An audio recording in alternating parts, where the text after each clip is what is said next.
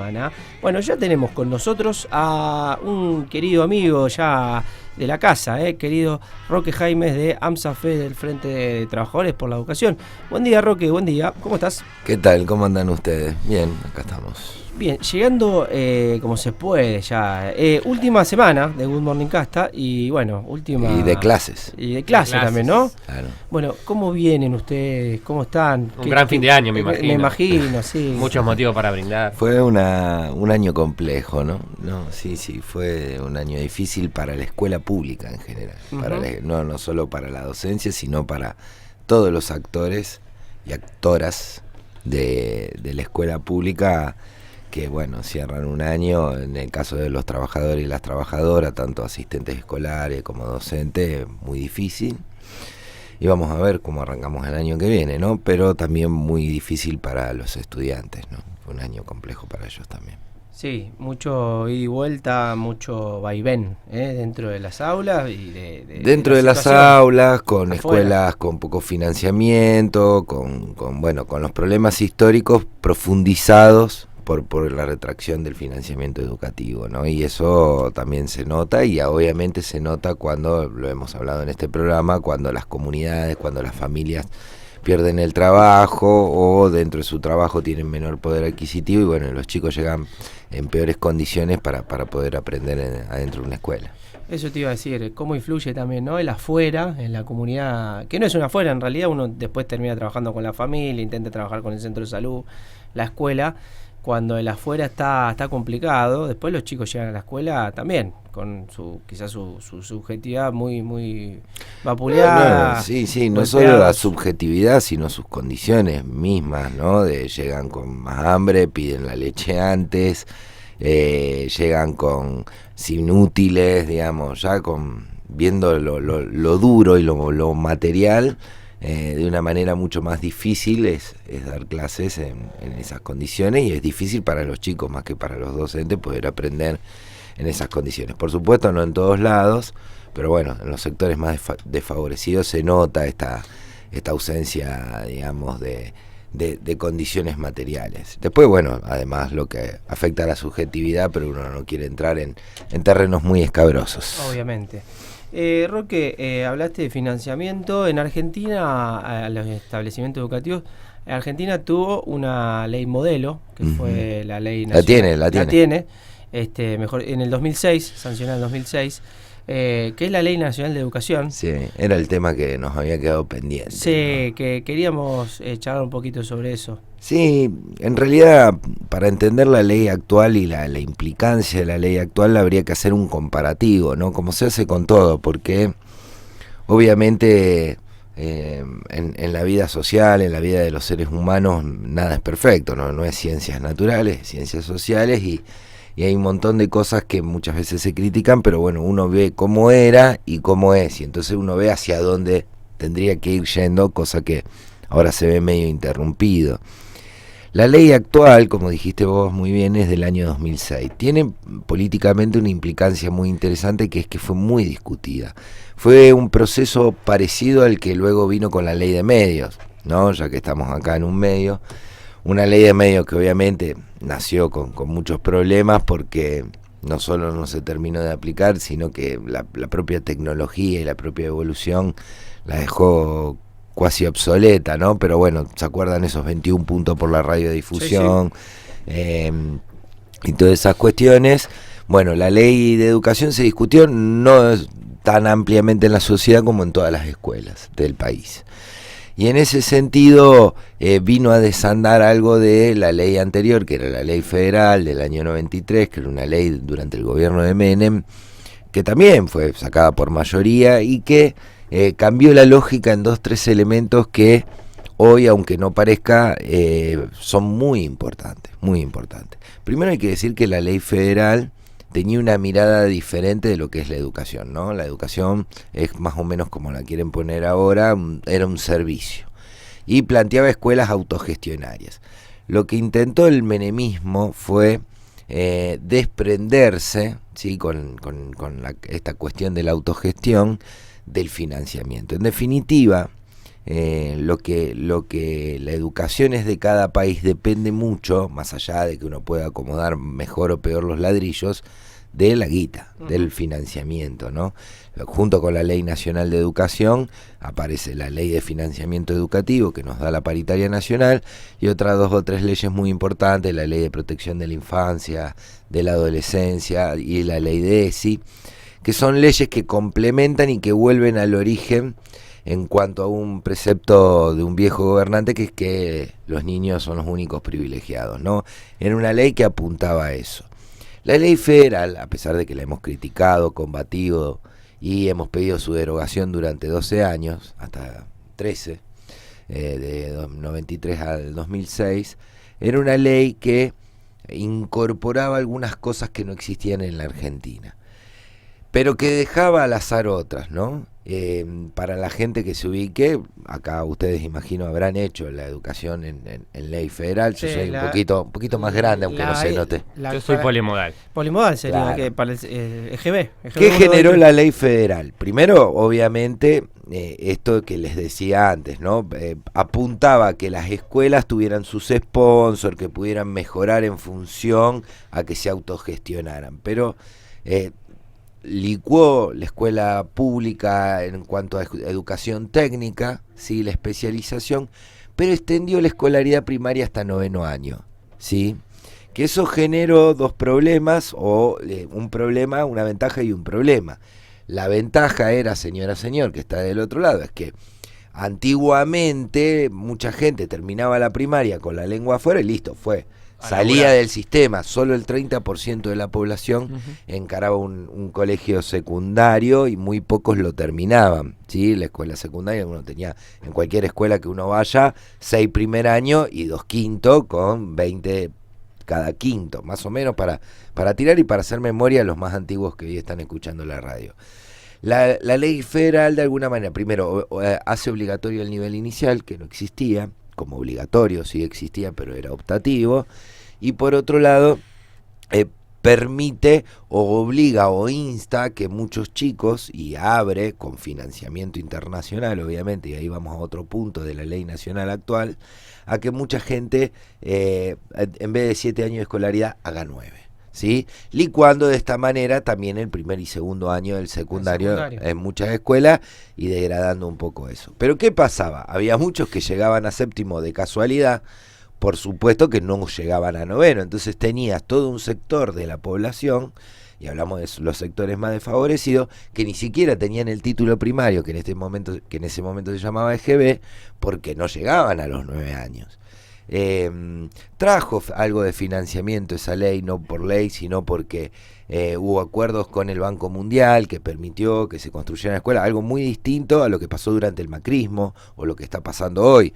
Digamos, a pesar de la mirada neoliberal, buscaron créditos internacionales y con esos créditos construyeron algunas escuelas, generaron algunos planes educativos con libros, etcétera, y materiales en ese entonces. No mucho, pero de alguna manera pasó, y con la fiesta de privatizaciones había algo de liquidez, ¿no? Y un problema también que me acuerdo que era que muchas escuelas vos llegabas a 7º grado y no tenían 8º y 9º, entonces ahí tenías que ir a cambiarte de escuela. Claro. Y es un problema más, claro. Porque decís, bueno, ya está, terminé esta escuela hasta 7º, tengo que ir a escribirme a otra escuela, porque ese era otro problema. Pero ¿cuál fue la gran lucha durante todos estos años, desde la década del 80 de la docencia argentina? Fue unificar, federalizar de alguna manera algunas cosas, poner un plano de igualdad, porque lo que decía la CETERA desde el 88 en adelante, después con la Carpa Blanca, con la ley pidiendo la ley de financiamiento educativo, es: no puede un niño en Jujuy tener distintos derechos que un niño en Capital o que un niño en Mendoza, ¿tá? No puede una niña o una maestra de Formosa o una niña de Formosa ganar muy distinto a una maestra de Neuquén. De alguna manera, lo que apuntaba y la gran pelea de la CETERA durante todos esos años fue tratar de equilibrar eso, y eso se consigue con esa ley nacional. Se consiguen 2 o 3 elementos fundamentales. Elemento 1 es un artículo que se dice que no se puede someter a la educación a pactos internacionales, que era lo que pasaba con Menem, ¿no? Decía, bueno, vos hacés la educación así, un modelo medio copiado entre España y Chile, y nosotros te damos créditos para que vos labures sobre eso. Bueno, la Ley Nacional de Educación actual, la sancionada y la que rige, dice, ningún pacto internacional puede tener a la educación, digamos, como prenda de ese pacto. Primer elemento que ya corre de la lógica de que desde el exterior, desde un banco extranjero, desde una potencia extranjera, te digan qué tenés que enseñar o cómo lo tenés que enseñar. Lo otro que plantea esa ley de educación, que es fundamental y que hoy todavía genera problemas porque es un derecho que todavía obviamente no se cumple, pero es un programa para pedir que se cumpla, que es que ya no es obligatoria la primaria, es obligatoria la secundaria. Y ahí, en esta nueva ley, entre otras cosas buenas que tiene esa ley tan discutida, hace y obliga al Estado, ¿sí?, a construir escuelas secundarias, porque si es obligatoria, el Estado tiene que garantizar en cada lugar, en cada barrio. Si ustedes miran la ciudad de Rosario, van a ver que escuelas secundarias antiguamente, y uno las puede ubicar hoy, había una por barrio a lo sumo, y no en todos los barrios. Y la creación de esta ley obligó a la creación de nuevas escuelas secundarias, que eran esos famosos octavo y noveno, que luego se independizaron en nuevas escuelas en muchos casos, en otros se fusionaron. Entonces ahora tenías otra situación, que es, terminaban la primaria, volvías al viejo esquema. En Santa Fe, en otras provincias, se adaptaron a los nuevos esquemas, porque hubo provincias en las cuales las primarias fueron hasta sexto grado y el séptimo, octavo y noveno lo hacían en la secundaria. Entonces cada provincia adaptó como pudo, porque recordemos que el mundo no es solo Rosario, más allá de esta radio, ¿no? ¿sí? El mundo no es solo Rosario ni capital. Y entonces esa ley incorporó un derecho extraordinario que fue creciendo a lo largo de los años, ¿no? Que hoy no tomamos dimensión, porque hoy uno ve los debates, me ha pasado con colegas de ustedes en otras radios, que en gestiones anteriores decía, bueno, pero el total, ahora los chicos no terminan la escuela secundaria se achica. Bueno, pero los números dicen otra cosa. Los números decían, ahora se empobrecieron un poco, pero se sigue sosteniendo, que antes de esta ley, solo el 30% hacía la secundaria. Después de esta ley, la hace el 60%. Por supuesto que falta un 40%, ¿sí? Yo estoy dando números redondos, es más fino, y que hay mucha repitencia, o que quien termina quinto año todavía no tiene contenidos, pero incorporó al mundo de la escolaridad a millones de argentinos y argentinas. Entonces, esa obligatoriedad es fundamental. Y lo otro que plantea la ley en cuanto a las cuestiones obligatorias y en cuanto a esto es de volver a la escuela técnica. Sale una ley aparte, pero enganchada a esta ley nacional, que es la Ley de Educación Técnico Profesional. Crea el INET, ¿se acuerdan en el viejo CONET? Bueno, ahora crea el INET y vuelve a un programa, ¿sí?, que es para un país de desarrollo tecnológico, que era lo que había desmontado el menemismo y es a lo que se apunta. ¿Y por qué hablamos de esto? Porque ahora lo que apunta el gobierno nacional, con la creación, con el presupuesto que presentó, pero además con algunas intenciones y resoluciones del Consejo Federal, es a volver a desmontar la escuela técnica, porque se vuelve con una idea, con una lógica, ¿no? No estoy haciendo un juicio de valor, una lógica de un país de servicio como era los 90, agroexportador y servicios únicamente, sin desarrollo industrial, no requería egresados de escuela técnica, están hablando con uno, ¿no? Eran los 90, fábrica una tras otra que cerraban. Y ahora se vuelve a esa lógica. Esa creación del INET y creación de la Ley de Educación Técnico Profesional volvió a construir, junto con la construcción de un montón de escuelas, obviamente, y junto con una ley, como habíamos dicho antes, de financiamiento, volvió a construir un montón de escuelas. Y hay otro elemento que me faltó mencionar, que es clave dentro de la ley de financiamiento, pero que está en la Ley Nacional de Educación y que fue un gran pedido, es la corresponsabilidad, o sea, que el gobierno nacional sea tan responsable, en realidad en un 30% con las provincias, de la escuela pública, ¿no? Porque lo que había pasado es la dictadura había transferido todas las escuelas nacionales primarias a las provincias en su momento, había muchas escuelas. Si ustedes ven las escuelas 6.000, ustedes dicen, ¿por qué existe una escuela 53 en Rosario y una escuela que se llama 6.000, que tiene número 6.055? Bueno, esas escuelas tipo chalet que uno ve en los pueblos también, muchas veces eran escuelas nacionales, que había hecho el Estado Nacional mayoritariamente en la década de 40-50, se imaginará. Pero en términos generales, muchas de esas escuelas dependían su salario, todo, de Nación y sus programas educativos. La dictadura los transfiere en la década del 70 y lo que hace el menemismo es transferir lo que quedaba, que eran los profesorados, ¿sí? Los normales, para ser más preciso, y todas las escuelas secundarias, técnicas y medias que eran nacionales, Nacional 1, Nacional 2, Técnica 1, 2, 3, 4, 5 y así, sigamos contando, ¿no? Y los normales. Eso sin fondos. Entonces la gran pelea desde ese entonces hasta hoy es lo que les decía al principio, que el gobierno nacional garantizara un fondo, o sea, responsable de un fondo, no solo para nuestro salario, que ya lo comentamos en algún momento, que parte de nuestro salario lo pagaba Nación a través de incentivo y conectividad, que era un 10% más o menos, sino que garantizara que se construyan escuelas, que haya programas educativos, que garantizara que la ley se cumpla. O sea, ¿cuál es la obligación del gobierno nacional y del gobierno provincial? Que todos los chicos hagan el secundario, porque dice que el secundario es obligatorio. ¿Y eso qué significa? ¿Metemos preso a un pibe porque no va a la escuela? No, pongámosle escuela para que los pibes vayan. La responsabilidad recae, para el oyente desprevenido, recae sobre el Estado. Y en esa ley nacional dice que el Estado nacional también es responsable, que es lo que no está cumpliendo actualmente. Empezó con algunas cositas, pero nunca cumplió, por lo menos hasta mitad de año, el gobierno nacional de Milei, transfiriéndole los fondos a las provincias para que, no para salario. No se hace más una escuela en esta provincia, lo dijimos acá también, no se hizo en 20 años una escuela sin fondos nacionales. Las inauguran los distintos gobernadores, quizás la licitan, quizás el modelo, la estructura arquitectónica, lo que fuera, pero los fondos son nacionales. Las aulas por ahí las reforman las provincias, pero esto fue lo que pasó durante 20 años en la Argentina y en Santa Fe. Entonces, elemento clave de esta ley actual que nos rige es que el Estado Nacional tiene que ser responsable junto a las provincias. Cuando hablábamos de la hora de más también lo comentábamos, cuando hablábamos de la jornada ampliada, porque la ley dice que el 30%, y todavía no se cumple, de las escuelas tienen que tener jornada ampliada o extendida. Eso implica financiamiento, espacios, salones, no solo docentes, sino recursos para poder abrir lugares en la escuela para que estén más tiempo, ¿sí?, los chicos de la mañana y no se lleven por delante con los chicos de la tarde, digamos, claro, de alguna manera. Espacialidad. Eso es lo que tiene que tener Nación, y tiene una justificación. No es un capricho de decir, bueno, que el gobierno de tal color o de tal otro color tiene que poner plata porque tiene que poner plata y porque no puede dejar solo a las provincias. Tiene que ver con buscar un plano de igualdad. Tiene que ver con buscar el plano del niño en Chaco, cruza el puente a Corrientes y tenga más o menos cosas parecidas.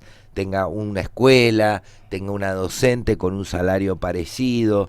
Tiene que ver con que una niña que de Formosa se cruza a Salta, ¿sí?, tenga más o menos los derechos parecidos y pueda cursar en distintas provincias, algo que por supuesto hay países que no existe. No vamos a negar que el gran país del norte no tiene este esquema, claramente no lo tiene. Tiene su sistema educativo, tiene otra forma, porque ellos tienen un estado donde está permitido estacionar en doble fila y un estado donde te meten en la silla eléctrica si estacionas en doble fila, digamos. Ese es el federalismo en otros lados, concentran centralmente en otros lugares el poder central del gobierno nacional. En nuestro caso, en un país macrocefálico, el federalismo es fundamental, porque es muy distinta la realidad de algunas provincias con respecto a otras, no solo en poder de capacidad recaudatoria, sino en cuestiones geográficas, sino en posibilidades naturales, en posibilidades de construcción, en posibilidades de desarrollo industrial. En esa diferencia y similitud que tenemos los argentinos, que a veces como somos tan dependientes de los porteños, y también voy a incluirnos, yo que soy rosarino de pura cepa, en esa construcción es fundamental entender que hay millones de argentinos que no tienen las mismas oportunidades. Siempre hablamos de esta ciudad, acá hay universidades, uno se va a 100 kilómetros de Rosario Y realmente para la gente que vive a 100 kilómetros y por supuesto no es dueña de campo, nosotros somos multimillonarios porque estamos en un colectivo, 1.200 pesos de la facultad. Podemos formarnos, estudiar, aprender, eso es un valor. Bueno, lo mismo pasa si uno amplía el país. Y la ley nacional tiene ese elemento que pone un plano de igualdad. Por eso es una ley muy evolucionada, muy bien vista en el exterior, no por algo hoy Sonia Leso, que es la secretaria general de CETERA, es presidenta del Internacional para la Educación en América Latina, ¿sí? O sea, nuestro sistema educativo con esa ley, aún en los gobiernos malos, ¿sí? Es uno de los sistemas educativos más evolucionados del país, del planeta, dentro de los 40 si se quiere, más allá que las pruebas dicen salen horribles. Bueno, hay 192 países y si Argentina siempre está en lo que vos midas en educación entre el lugar 40 y el lugar 20, depende del año, depende de la inversión educativa, y hay una relación proporcional en eso entre cuánta guita va y cómo aprenden los chicos, porque si no la sociedad se la pasa discutiendo algo que no existe, que es si los maestros o las maestras enseñan, no enseñan. Claro que hay maestras que enseñan mejor que otras y claro que hay de todo, pero claramente cualquier maestra con un financiamiento, con mejores condiciones, con alumnos mejor alimentados, con más materiales didácticos dentro de la institución, enseñan mejor. Las maestras que no son tan buenas, o los profesores y las profesoras que no son tan buenos, enseñan mucho mejor que si no tuvieran esas condiciones. La relación es directa con el financiamiento. Roque, bueno, Me gracias. fui al demonio. Muy... Y es para estar 6 días. No, sí. Ley Federal de Educación y Ley Nacional de Educación, a partir de 2006. Bueno, hay una última expectativas del cierre de año, a proyección a futuro, antes de cerrar. A proyección a futuro vamos a seguir. El sindicato, la ANSAFE en su conjunto, pero la CETERA va a seguir siendo una voz disonante en estos gobiernos, con las herramientas que encontremos. Va a ser así. Creemos que el año que viene se avisora bastante feo, pero vamos a seguir dando resistencia, porque si hay algo que no tenemos duda, como pasó en el año 93, y como va a pasar, es que esto va a cambiar, y que depende de nosotros que cambie más rápido o cambie menos rápido, ¿sí? Así que vamos a seguir soplando el fueguito para que rápidamente cambien los vientos y vuelva la inversión educativa a la escuela pública. Roque Jaimes con nosotros de AMSAFE, trabajadores de la educación. Roque, gracias y bueno, nos estamos despidiendo ya este último martes. Gracias a ustedes. Gracias por venir. Y